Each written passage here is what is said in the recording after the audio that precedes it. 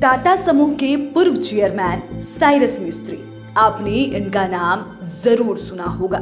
ये 23 नवंबर 2011 को अचानक उस समय चर्चा में आए थे जब टाटा ग्रुप ने इन्हें अपना उत्तराधिकारी बना दिया था। लोगों को इसलिए आश्चर्य हुआ कि ये टाटा के परिवार से नहीं थे, बाहरी व्यक्ति थे। साइरस मिस्त्री के चेयरमैन बनने से टाटा के बिजनेस में जबरदस्त उछाल आया था। बाद में रतन टाटा से किसी बात पर मतभेद हो गया, फिर दोनों अलग हो गए। 4 सितंबर 2022 की तारीख साइरस मिस्त्री के लिए काल बनकर आई। उनका सड़क हादसे में निधन हो गया। काल ने उसे छीनकर बिजनेस जगत को बड़ा झटका दिया। उनकी कार के पड़खच्चे उड़ गए।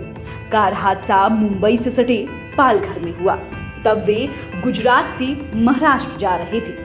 ऐसे में आज हम 5 PM के 5 का तड़का में साइरस मिस्त्री से जुड़ी 5 बड़ी बातों को बताने जा रहे हैं। साइरस मिस्त्री भले ही अकूत धन के मालिक थे, लेकिन वे जमीन से जुड़े व्यक्ति थे। उन्हें दिस डैट से कोई मतलब नहीं रहता था। पहले आपको ये बताते हैं कि साइरस का मतलब क्या होता है। ग्रीक भाषा से लिया हुआ शब्द है साइरस। इसका मतलब होता है सूर्य या ईश्वर का एक रूप। और सच में ये अपने अधीनस्थों के लिए सूर्य ही थे। नाम की तरह बिजनेस जगत में चमकते रहते थे। तभी तो इन्हें उद्योग जगत के मसीहा रतन टाटा ने पसंद कर लिया था। दरअसल रतन टाटा भी काफी सीधे और सरल शख्सियत के मालिक है और लोग कहते हैं कि उन्हीं की तरह ही साइरस मिस्त्री भी थे। ये भी लोगों से बहुत ही सहजता से मिलते थे। टाटा ग्रुप से हटने के बाद भी साइरस मिस्त्री का उद्योग जगत में काफी बड़ा कद था। टाटा ग्रुप का उत्तराधिकारी चुनना काफी मशक्कत का काम था और इस सिलेक्शन में 1 साल से अधिक का समय लग गया था। कहा जाता है कि अगस्त 2010 में रतन टाटा के उत्तराधिकारी की खोज के लिए सदस्यों की एक समिति बनाई गई थी। इस समिति में खुद साइरस मिस्त्री भी शामिल थे। इसमें शामिल सदस्यों ने सही व्यक्ति की खोज में दुनिया भर में चक्कर लगाए थे। बैठकों के कई दौर चले थे। दर्जनों बैठकें हुई थी। उत्तराधिकारी की दौड़ में सबसे आगे रतन टाटा के सौतेले भाई नोएल टाटा का नाम चल रहा था। लोगों को भी लग रहा था कि नोएल टाटा ही बाजी मारेंगे, लेकिन ऐसा नहीं हुआ। नोएल टाटा के अलावा भी कई बड़ी हस्तियां दौर में थी। कुल 14 लोगों के इंटरव्यू लिए गए थे। उनके कामकाज के तरीके, अनुभव, योग्यता को काफी नजदीकी से परखा गया था। तब जाकर सर्वसम्मति से साइरस मिस्त्री का सिलेक्शन हुआ था।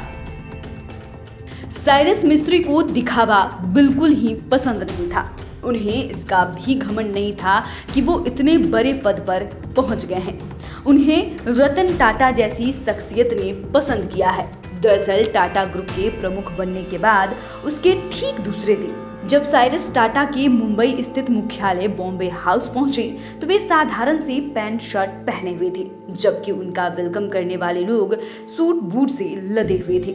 कहा जाता है कि साइरस मिस्त्री की शर्ट में ठीक से आयरन भी नहीं था।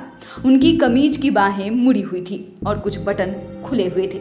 हालांकि बॉम्बे हाउस साइरस के लिए नई जगह नहीं थी, लेकिन टाटा ग्रुप के डिप्टी चेयरमैन के तौर पर मिस्त्री ने पहली बार कदम रखा था। उनकी सादगी देख लोग हैरत में पड़ गए थे।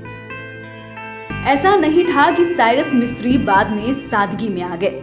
इनके बारे में कहा जाता है कि ये स्कूली लाइफ में ही काफी सरल और सहज थे। ये मुंबई के Cathedral and John Connon School में पढ़ाई करते थे। हालांकि घर से पैसे वाले होने की वजह से इनके पिता चमचमाती कार से पढ़ने के लिए स्कूल भेजते थे, लेकिन अन्य बच्चों की तरह टाइम की बर्बादी नहीं करते थे या पैसे को लेकर अन्य बच्चों से कंपटीशन नहीं करते थे। कहा जाता है कि ये क्लास में बिल्कुल साधारण ढंग से रहते थे और बच्चों के साथ बिल्कुल नॉर्मल व्यवहार करते थे, लेकिन पढ़ाई के प्रति उतने ही गंभीर रहते थे। इसके बाद ये आगे की पढ़ाई के लिए लंदन चले गए और वहाँ इंपीरियल कॉलेज लंदन से सिविल इंजीनियरिंग और लंदन बिजनेस स्कूल से मैनेजमेंट की पढ़ाई की थी। इसके बाद जब नई ऊर्जा से लबरेज साइरस मिस्त्री इंडिया वापस लौटे तो उन्होंने अपने परिवार के पलोनजी ग्रुप में 1991 में काम करना शुरू कर दिया। 1994 में इन्हें शाहपुरजी पोलोनजी ग्रुप में डायरेक्टर बनाया गया। इसके बाद इन्होंने पीछे मुड़कर नहीं देखा था। बता दें कि इनका जन्म भारत के एक बड़े कारोबारी घराने में 4 जुलाई 1968 को हुआ था। इनकी मां एक आयरिश महिला थी। साइरस मिस्त्री का जन्म आयरलैंड में हुआ था। साइरस मिस्त्री के टाटा ग्रुप में चयन होने के बाद रतन टाटा ने कहा था कि साइरस मिस्त्री का चयन हमारी कंपनी का एक अच्छा और दूरदर्शिता पूर्ण फैसला है। मैं उनके गुणों, भागीदारी की उनकी क्षमता, कुशाग्रता तथा नम्रता से प्रभावित हुआ। हालांकि 2016 में आपसी मतभेद के बाद इन्हें उत्तराधिकारी के पद से हटा दिया गया था। इसके बाद ये सुप्रीम कोर्ट भी गए और अपने हक के लिए लड़ाई लड़ते रहे। इसी बीच अपने पिता की कंपनी को भी रिकॉर्ड स्तर पर पहुंचाया, लेकिन किस्मत को ये मंजूर नहीं था। ये 4 सितंबर 2022 को अहमदाबाद से मुंबई लौट रहे थे, तभी उनकी मर्सिडीज कार डिवाइडर से टकरा गई।